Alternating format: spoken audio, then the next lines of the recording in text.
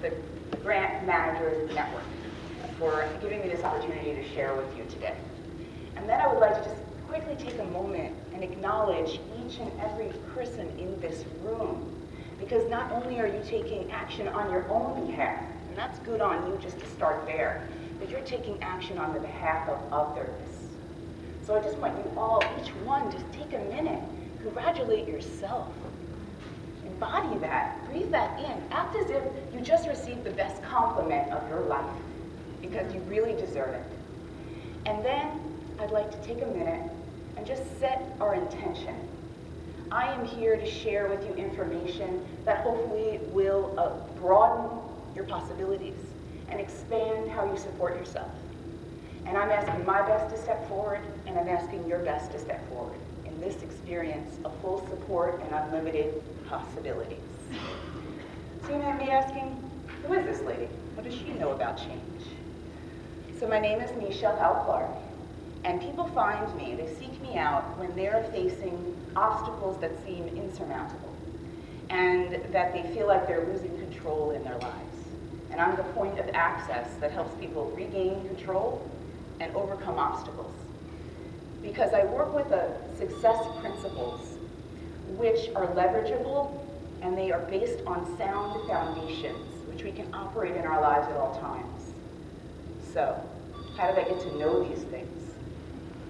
I learned about this from a tragic and transformational experience with aggressive head and neck cancer. So, have you ever had the experience of having the rug pulled out right from under you? I can certainly say that I have. So picture this: MBA, pedigree schools,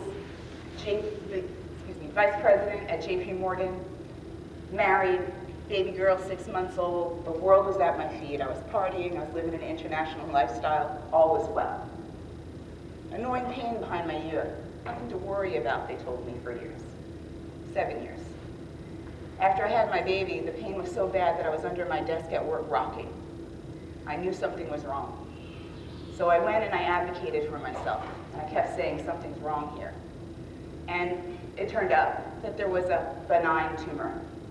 So when I went in for my benign tumor operation, I was supposed to be in and out, 2 days, back to work in a week.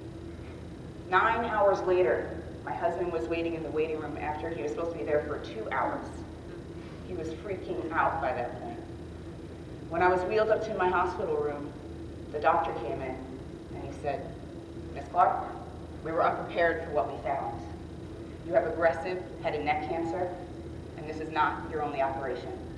From here, we're going to need to take out all of your facial nerves on your right side. And your chances of living are very low. Likely you'll drool, you'll spit out food, and you won't speak correctly again. I would understand if you chose death over disfigurement. Most of my clients would.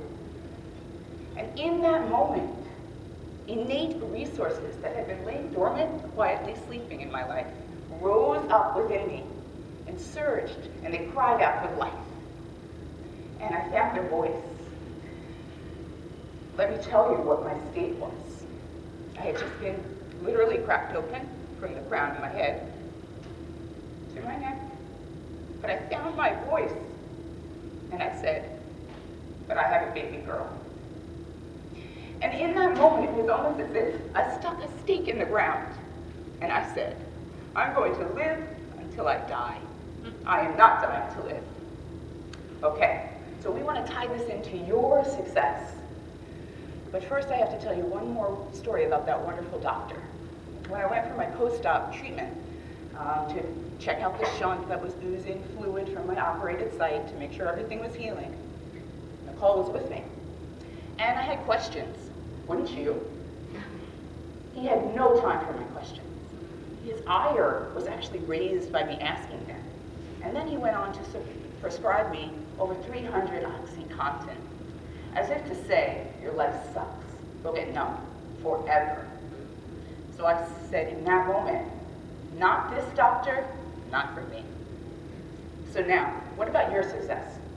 The first S in success stands for your story. Pain in life is inevitable. Suffering is a choice we make in how we tell ourselves the story around the facts of our life. Facts are cold and they're clinical. They have no emotion. We add the drama to our own lives because we are narrating every moment. You're narrating this right now. It's called your perception. So, these principles are based on a foundation. The foundation spells elm, like a tree. Why? Because I believe we each came here innately resourced to grow. Do you know if a seed is left in a storehouse for 30 years, you put it in the ground, it will surge to life and grow. You are the same. You came here ready to navigate obstacles, to grow around problems. So, elm is the fact that sometimes we have to grow like a willow and bend under the weight of life. And sometimes we stand tall like an oak.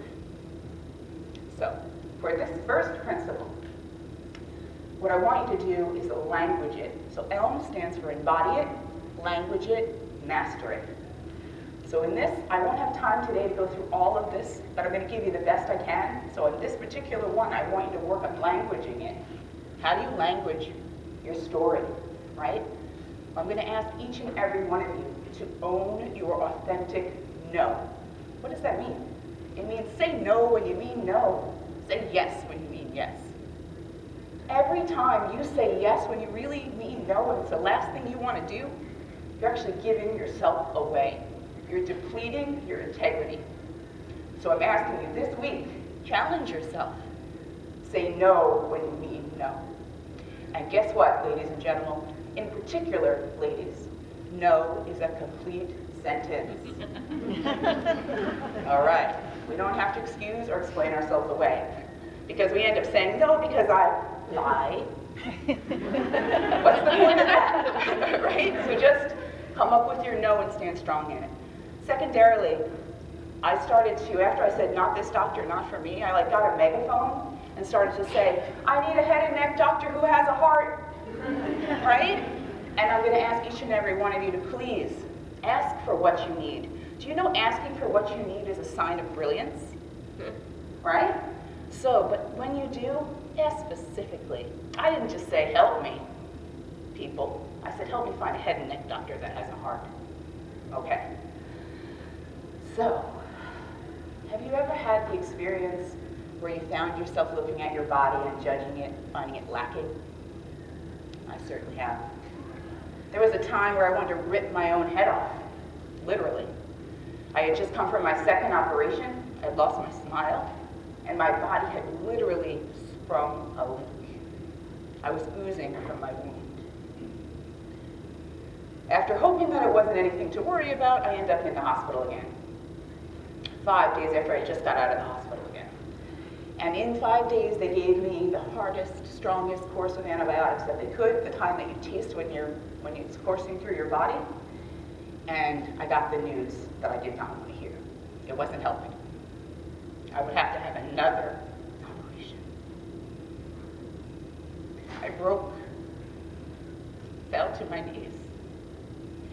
But that doctor, the one you don't know about yet, because I got to go backwards to go forwards, I met Dr. C, Dr. Cosentino, who is my doctor to this day, because I asked for what I needed, and I looked for certain signs that resonated with me. When I walked into his office, they touched my back. They led me in. Then he said, let's get you to your daughter's wedding. And I said, yes, this doctor, yes for me. So that same doctor then said to me when my body was leaking green fluid, he said, studies show your body is fighting actively in the area of your cancer. It's on your side. Yeah. Okay, so unity, back to your success. Unity. U stands for unity. Your mind, your body, and emotions are all standing strong for you. Also, though, know what you focus on in this life grows. So how do we master this? How do we put this into action? Well, we can put this into action by understanding that our focus is critical, right? So how can we work with this? Let's language it. Again, language is a really important thing if you don't know. Now you do.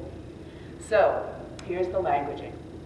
You have this insane computer in your brain. It is programmed to answer questions. So let's start leading it to provide you the best answers that it possibly can. So how do good questions start? What does a good question start with? And what is a question that leads you somewhere? For me, good questions start with what and how, and wouldn't it be nice if? So in the morning, every morning for 9 years now, and people, I am 9 years alive. Second child born. So hold faith. I ask myself every morning, how am I going to have a great day today? What am I going to do today that makes it great? And wouldn't it be great to have a great day today?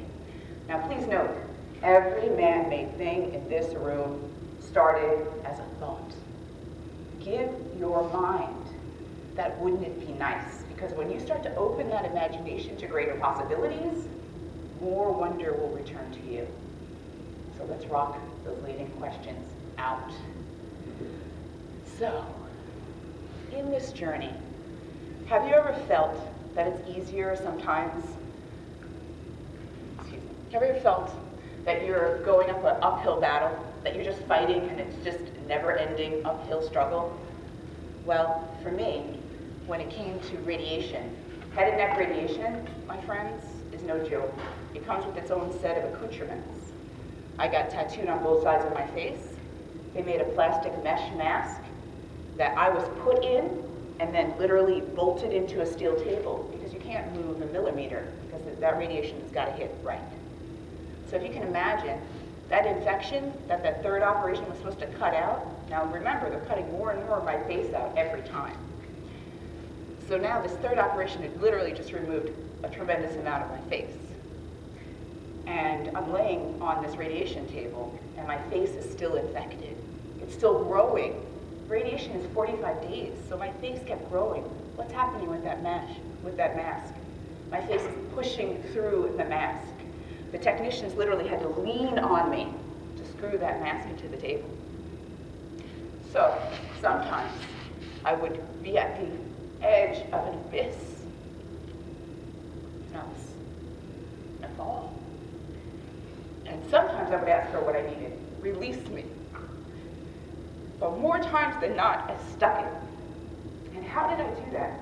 When my heart started to race, and I could hear it beating in my ears so loud, and my fight or flight reflex surge in me, I would listen to that thing that was trying to be heard, my heart. And what did it do? It connected me to life. I was there, alive. And so are you. Right here, right now. This is our present. They call it present because it's a gift. We cannot act in the past. We cannot act in the future. We can only act right here, right now. So, what does this mean for you? When I had those moments and that current was taking me to a place I didn't want to go, I got present and I breathed. So let's talk about breath. Let us talk about breath. But I want to talk about the principle of current first. So there is a current in life. And as we go through this system, we're going to give you a way to give a direction to that current. So the current takes you to where you want to go. But sometimes you're just in the current and it's taking you, right? And there has to be action. There has to be, you have to make effort and take action in this life, no doubt, right? But, and I should say, there is a time when once an object is in motion, it's in a current, right? It stays in motion. So that effort is worth it because once it's moving, it's going to stay in motion for you. So let's talk about breath. Breath is such a powerful thing. We don't know a lot about it. We don't use it enough. But it's our main access to stabilization, control, and strength. In your breath, you have everything you need to realize that abundance is here in this world right now. Because we don't have a shortage of it, we can get it when we need it, and it can actually work and fuel our body. So when you, in America, we are futile breathers. We breathe in our upper chest, we breathe rapidly, and we breathe shallowly. What that does is it puts us in a habitual state of stress. It causes our fight and flight reflexes to always be saying, watch out, look out, what's happening, right?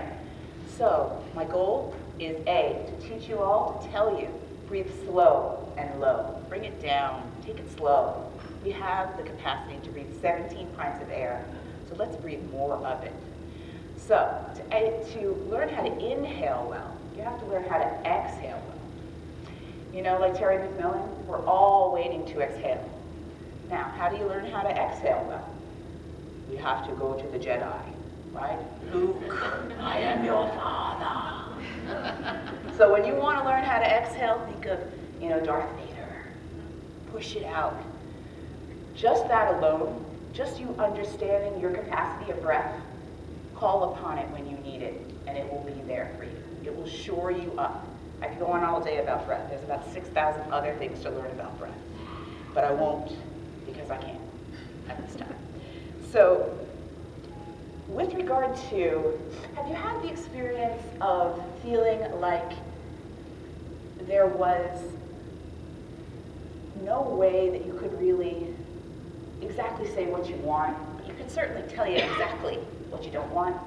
And we're so good at knowing what we don't want. We're not always so good at telling ourselves what we do want.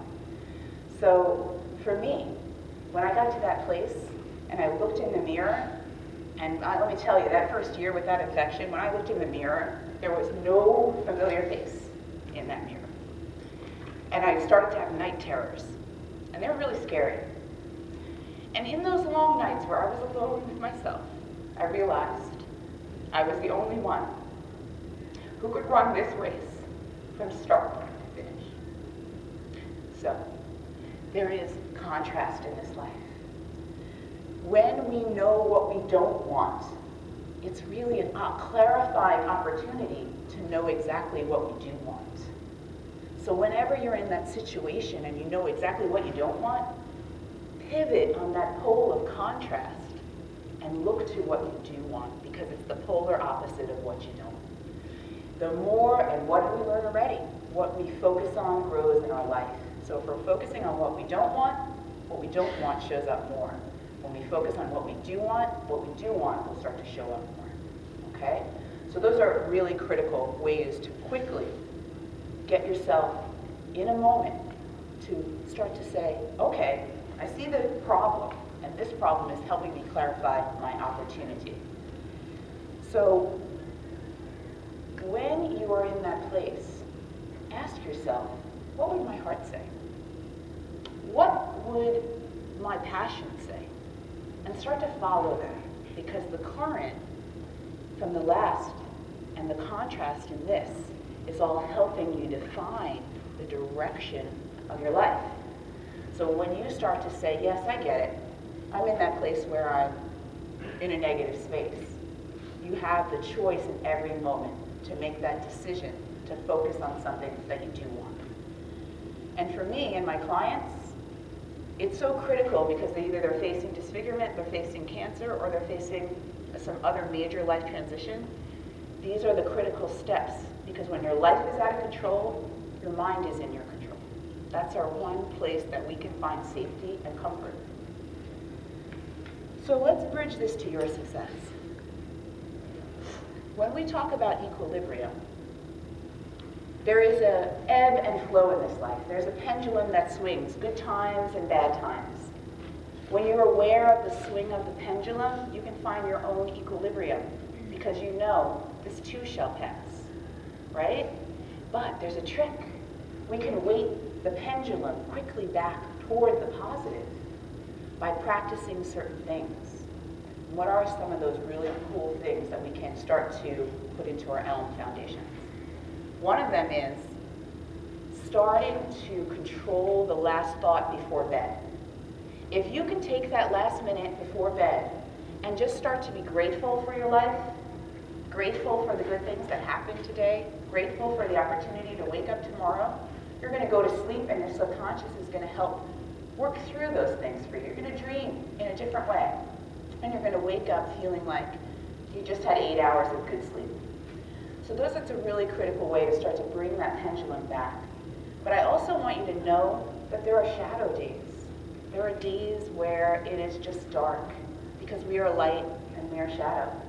So I want you to understand that it's okay to feel those bad days. We're not supposed to be shiny, happy people holding hands all the time, right? We can fall to our knees and break. Know that you can mend yourself, that you are strong and repairable, that you are a buoy in your own life and you will rise. These are critical things to know of the serious matter that you're made of. Because each one in this room, you're all a gift. You came here to shine your own uniqueness. Your own uniqueness. I love acronyms, if you couldn't tell. So with that rhythm of life, your heart is beating that rhythm out. It's getting you present. The more you're able to focus on what brings you joy, what it is you want versus what you don't want, the more it will grow in your life. So let's talk about some amazement. Strategy is critical because you've got to become the cause of your effect. There is a cause and effect. Every effect has a cause. Every cause has an effect. My goal for you is that you now become the cause of your own effect. So the more you're able to start to you're here to dance with our free will. What is free will? It's our choice in every moment. The fact that we can act now and only now. We can think positively now and only now. We can't do it in the past. We can't do it in the present. And the more we have a strategy backing how we're going to be the cause of our effect, right? What you think on grows. So the more you get behind those thoughts, those automatic reflexes, oh, there she is again. Oh, I can't stand that one. That is your chance to practice your free will. Okay, maybe she's not so bad. She's not wearing a nice dress today, right? That alone will lift your energy, and over days, you're going to stack that pendulum to swing back faster. Also, the fact that you're willing to feel your pain and not just stuff it under the cover, the pendulum's going to swing back faster. You're getting behind your own strategy. You're becoming the cause of your effect. So, this is critical. The system. There is a system. What's so great about the success principles is that they're leverageable. So now that we're on this, the system, you can kind of forget everything else I said and pay attention here. Because if you know the seventh and you can operate it, it takes in all account of the six preceding. So the system. If we can each cultivate the art of focus, we have mastered life. Focus is where our power lies. When we are able to use our mind, my life is out of control. My face is disfigured. My children's friends still mimic me. I have to use this system every day. When my clients come to me, they need a system because they're facing their own mortality. So, what is the system? We know we need to focus our minds, right? So one of the ways, now we're going to get into embodying it. We talked about embodying it with breath. How can we have a system so that we can become the cause of our effect? It starts with now, right? So, if you were your highest and best self right now, how would you sit? How would you breathe? How would you speak to your neighbor?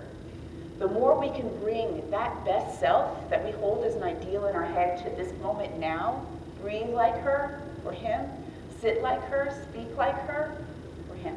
I'm a woman's woman. My apologies, gentlemen. Then we are really enacting the system.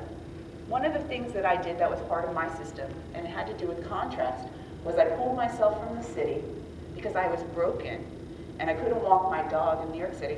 I couldn't walk my dog and see all the people who had seen me before because I was still in that place where as if it were someone else, I'd be judging that poor son of a gun, right? So I had to get well. So I took myself to my country home that we had bought after 9/11 because we were given a signal that we needed a place to go. See how preparation comes in advance. So 2 years later, when I really needed a place to go, I had it. I went up to this amazing place that's in the mountains of Pennsylvania, and I breathed clean, fresh air, and I did Qigong, and I sang to my daughter, because I knew that my mortal innocence was stolen, and I knew that death was inevitable, and I would go to it alone. But when my long-term prognosis looked really dim, I got present and I detached from the results. And that's why I'm still here today, because I was able to sing to my daughter and say, you're here, I'm here. But let's talk about amazement, because I love to leave this on a really high note. I stand before you as an example that we are not, no one is an average, no one is a statistic.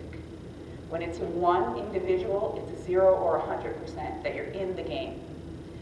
Another piece is we have so much power in our language. And when we must, and we should, and we have to, and we need, then guess what we're doing?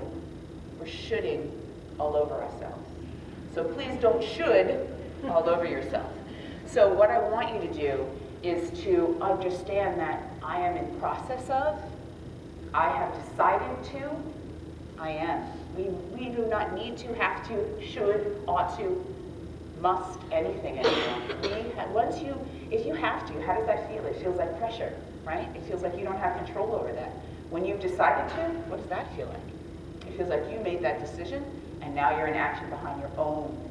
You are now the cause of your effect. So, amazement. Do I stutter? Am I drooling? Have you seen any food flying out of my mouth? No.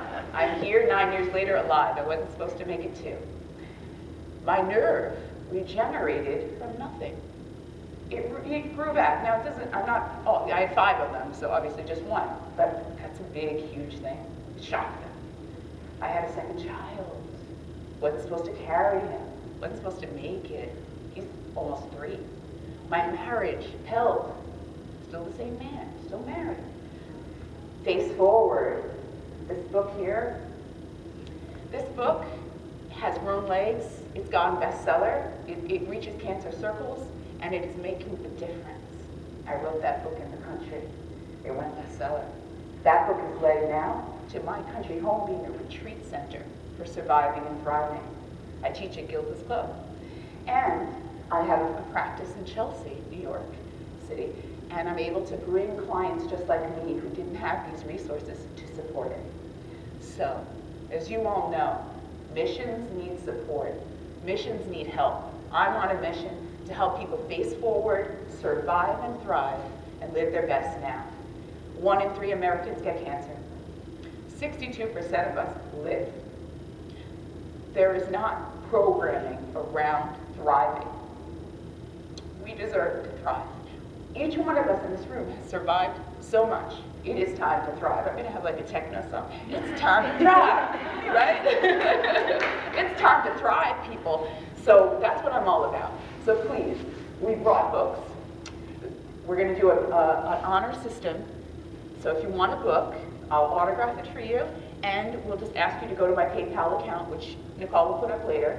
And I'm going to also have a service sheet, because I'm on a mission to grow the survivorship programming, the surviving and thriving programming. So if anybody knows of any places that need me to speak, or if you have a friend who is facing a serious transition, please reach out to me. And I am just so grateful for this opportunity to share with you.